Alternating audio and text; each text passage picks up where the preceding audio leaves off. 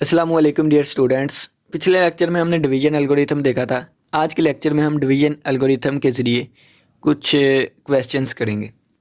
सबसे पहला क्वेश्चन है, हमने प्रूव करना है डिवीजन एल्गोरिथम के ज़रिए कि दुनिया जहां का कोई भी इंटीजर आ जाए हम उसको 2q या 2q+1 की फॉर्म में लिख सकते हैं।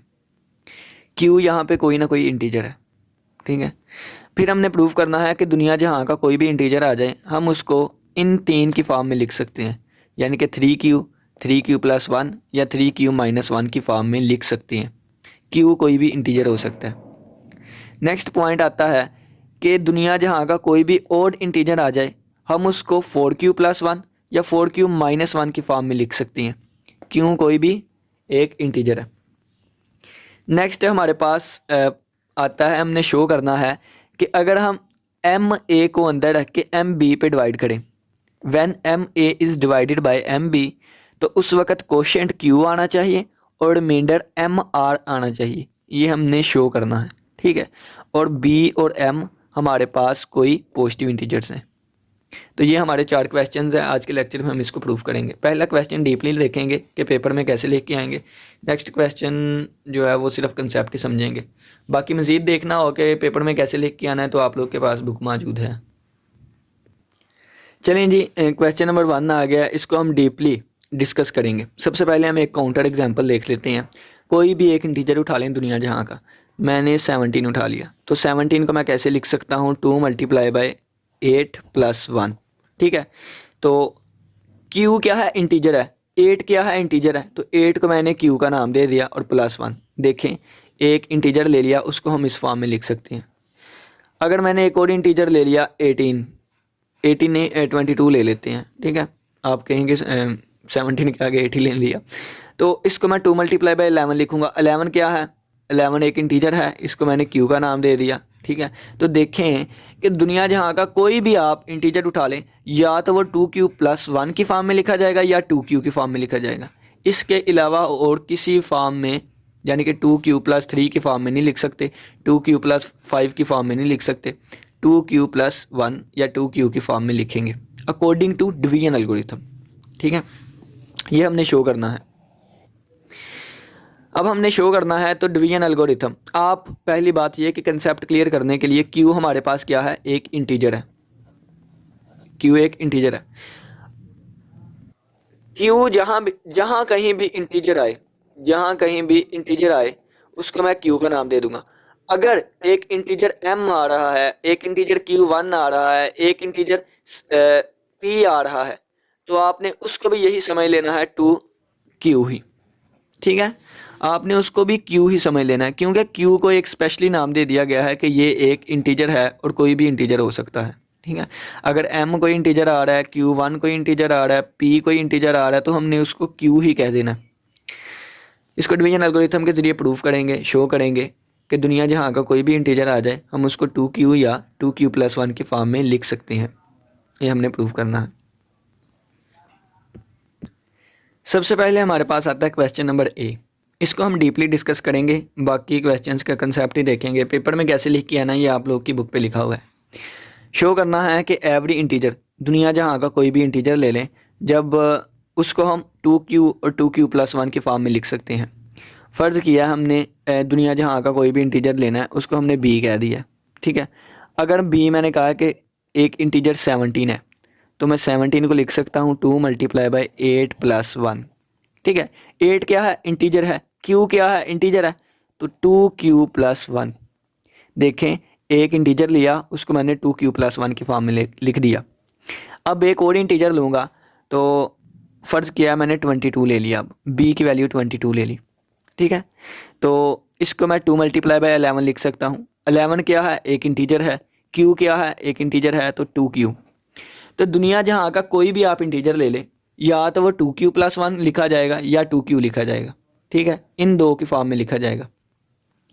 तो ये हमने प्रूव करना है डिवीजन एल्गोरिथम के जरिए। कोई भी नंबर ले लें, आप 995 ले लें, तो इसको मैं कैसे लिखूँगा, 2 × 2 * 4, 2 99, 2 4 * 8 और एक 9 और 2 9 * 18, 19 15, 2 7 * और ये +1 देखें तो 995 को मैंने लिख दिया 2 मल्टीप्लाई बाई 497 प्लस 1। 497 हमारे पास कोई ना कोई इंटीजर है तो ये क्यू आ गया और +1। ठीक है, जहाँ कहीं भी इंटीजर आ गया हमने उसको क्यू का नाम दे दिया।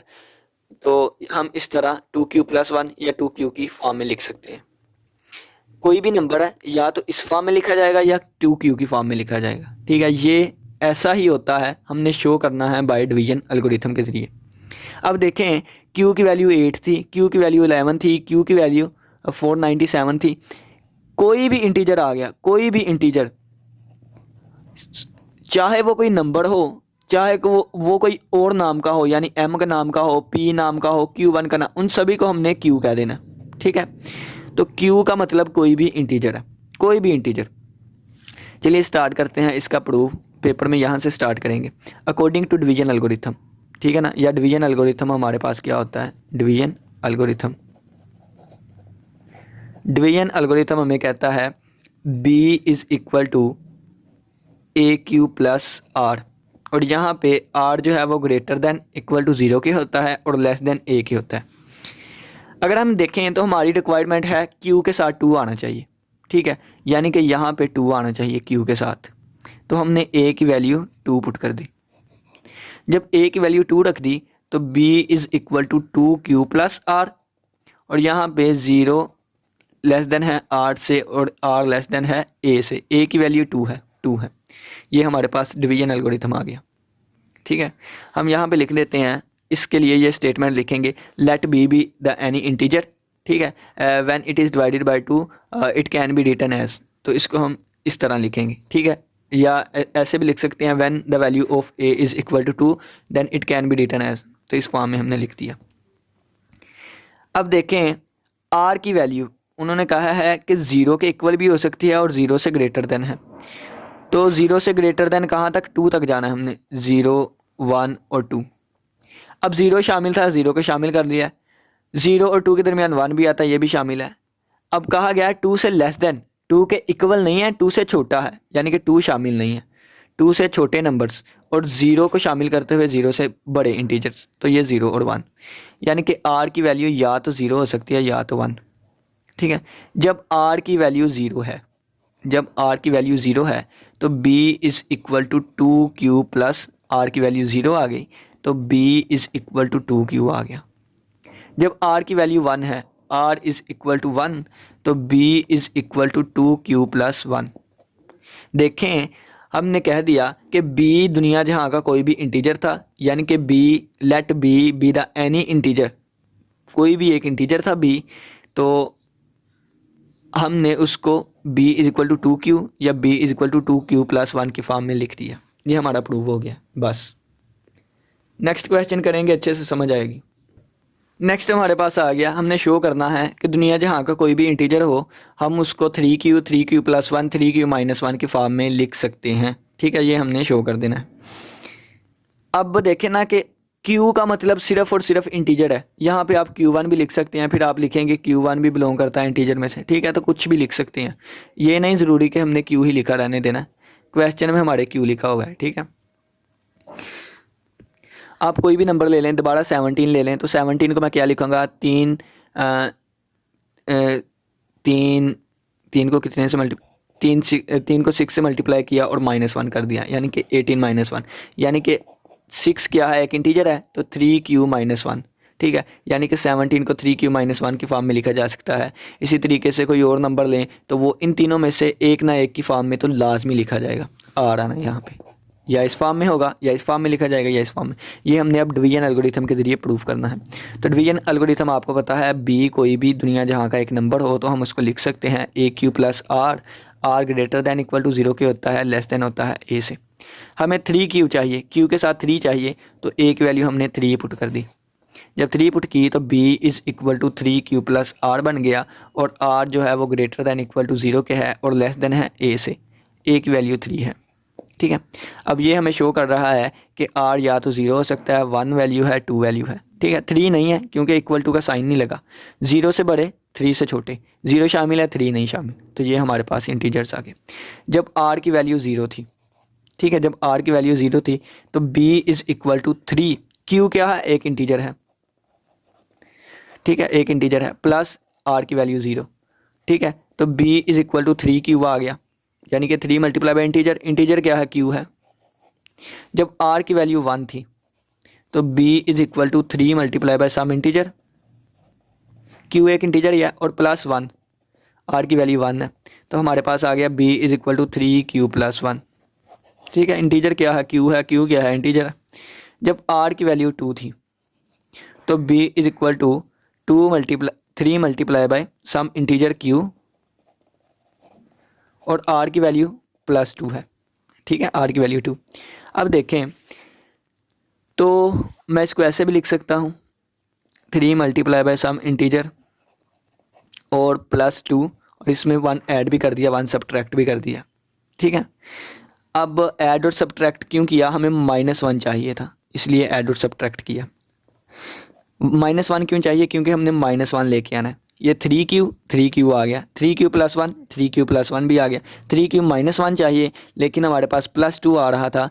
-1 बनाने के लिए हमने -1 ऐड भी किया और माइनस भी किया, ये चीज़ हमें अब चाहिए। तो अब देखें, 3 मल्टीप्लाई बाई सम इंटीजर, और ये आ गया +2 + 1 3 आ गया, +3, और ये -1। अगर आप देखें तो इन दोनों में से 3 कॉमन आ रहा है, तो b is equal to 3 multiply by integer और +1, ये 3 कॉमन ले लिया, +1 बचा और -1। अगर एक इंटीजर में 1 ऐड करें तो उसका आंसर भी एक इंटीजर ही आता है। तो b is equal to 3 multiply by some integer, यानी कि अब इस सारे की जगह हमने एक इंटीजर लिख दिया, एक नया इंटीजर आ गया। अगर इंटीजर की वैल्यू 2 थी तो 2 + 1 3 हो गया। अगर इंटीजर की वैल्यू 4 थी तो 4 + 1 5 हो गया, तो 5 भी एक इंटीजर ही है, और -1, और इंटीजर हमारे पास q है, तो b is equal to 3q - 1, ठीक है। तो ये देखें, हमने शो कर दिया डिवीजन एल्गोरिथम के ज़रिए कि कोई भी इंटीजर b ले लें, दुनिया जहाँ का कोई भी वैल्यू b की ले लें, हम उसको 3q + 1 3q - 1 की फॉर्म में लिख सकते हैं। अब नेक्स्ट क्वेश्चन आया कि हमने शो करना है कि दुनिया जहाँ का कोई भी और इंटीजर आ जाए, हम उसको या तो 4q1 + 1 लिख सकते हैं या 4q - 1 लिखेंगे, ठीक है, और q इंटीजर से बिलोंग करता है।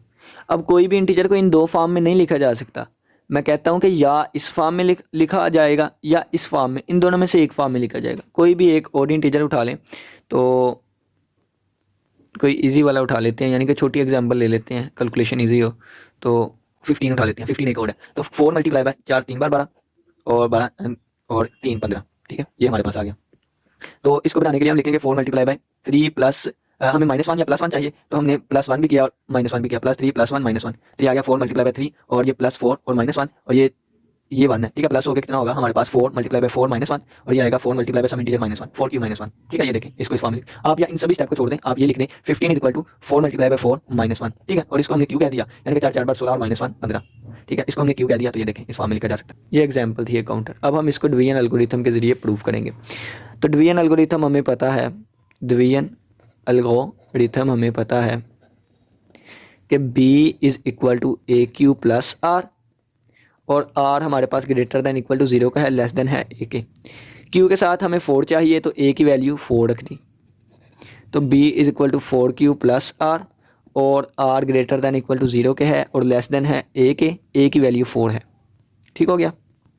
नेक्स्ट देखें, r की वैल्यू, अब यहाँ से हमने निकाला r की वैल्यू 0 और 4 के दरमियान हो सकती है, 1 2 3, 4 शामिल नहीं है, 0 शामिल है। तो ये जब r की वैल्यू 0 आई, ठीक है, तो b is equal to 4 multiply by q integer है, q इंटीजर और प्लस 0, r की वैल्यू 0 है ना, यानी कि 4 मल्टीप्लाई बाई सम इंटीजर है, ठीक है।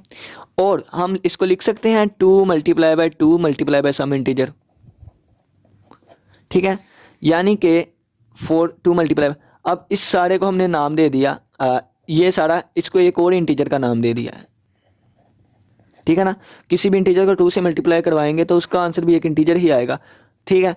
तो अगर 2 के साथ कोई भी नंबर, कोई भी इंटीजर मल्टीप्लाई हो रहा हो तो वो हमारे पास क्या होता है, इवन, ठीक है, ये चीज़ हमारी इवन है, ये चीज़ हमारी इवन है। तो हमने चेक किसके लिए करना है, ओड के लिए, ठीक है। तो ये इसका आंसर जो भी आए हमें मान ही नहीं देता, ठीक है ना, हमें इससे कोई मतलब नहीं है। नेक्स्ट हम कर देते हैं r इज इक्वल टू 1। जब r की वैल्यू 1 थी तो b is equal to 4q plus 1।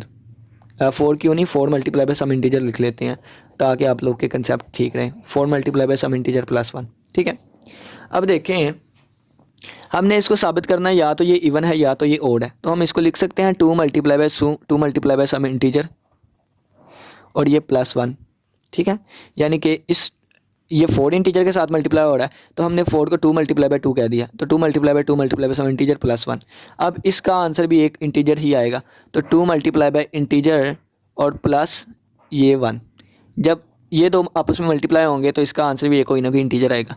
तो 2 मल्टीप्लाई बाय इंटीजर प्लस 1 ये हमारे पास इवन ओड क्या होता है, ये हमारे पास ओड होता है, ठीक है ना। 2 मल्टीप्लाई बाय सम इंटीजर जो हो वो इवन फॉर्म होती है, 2 multiply by some integer plus 1 हो वो ओड फॉर्म होती है, ठीक है। तो ये ओड फॉर्म है। ओड के लिए हमने चेक करना था कि कोई भी ओड हो, उसके लिए चेक करना है, ठीक है। तो इसके लिए चेक करना है, तो b इज़ इक्वल टू ये 4, इस इंटीजर को हमने q का नाम दिया। ये देखें ना कि जब r की वैल्यू हमने 1 पुट की तो 4q प्लस 1, तो ये देखें कि b को हम 4q प्लस 1 की फॉर्म में लिख सकते हैं। ये हमारा प्रूफ हो गया। अब 4q माइनस 1 रह गया, इसको हम प्रूफ करेंगे।